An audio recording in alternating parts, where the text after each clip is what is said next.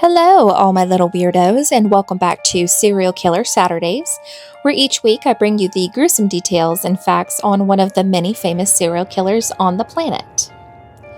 This week, ladies and gents, I bring you the sickest man alive, the Milwaukee cannibal, Mr. Necrophiliac, the one who drugged before he slayed because he was a wimp, the one, the only, Jeffrey Dahmer. Old Jeff didn't have a great childhood. Shocker, I know. His parents practically acted like he didn't exist. They were too busy in the turmoil of their own marriage, just constantly at each other's throats. And being at school wasn't much different either. He was a weird little kid with morbid curiosity, so kids weren't exactly lining up to be friends with Jeffrey.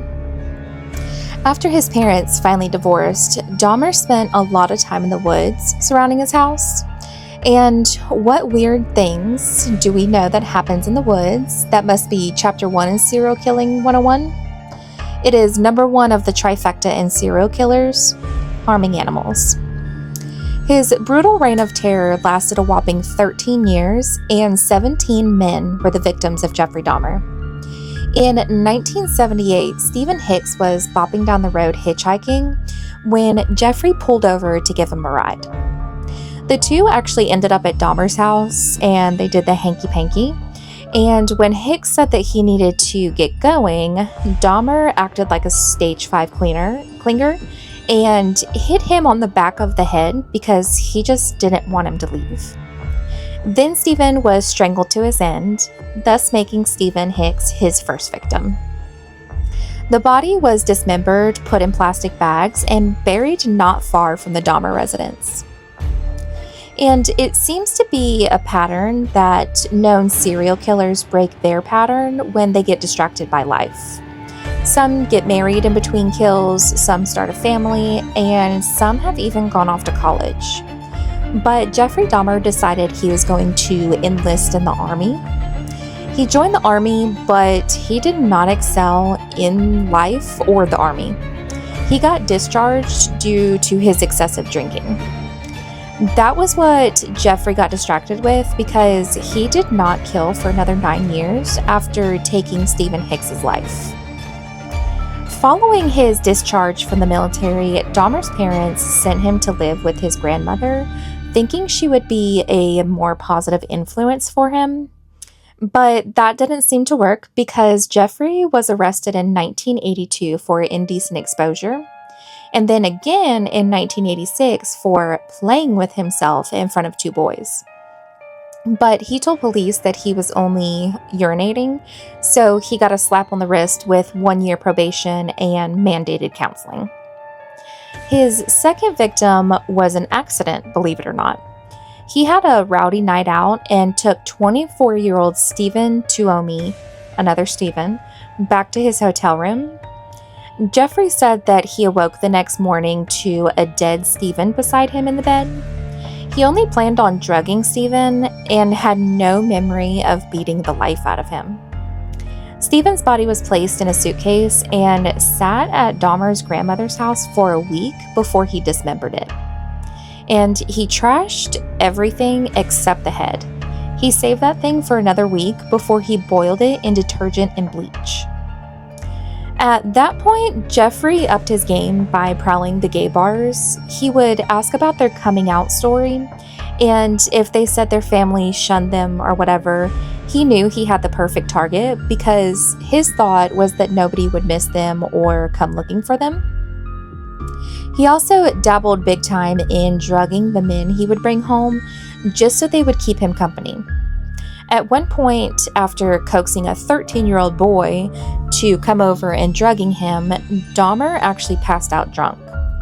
The kid took the chance to escape, and Dahmer was caught for the first time. He was sentenced to 10 months for sexual misconduct, 10 months for drugging a 13-year-old boy.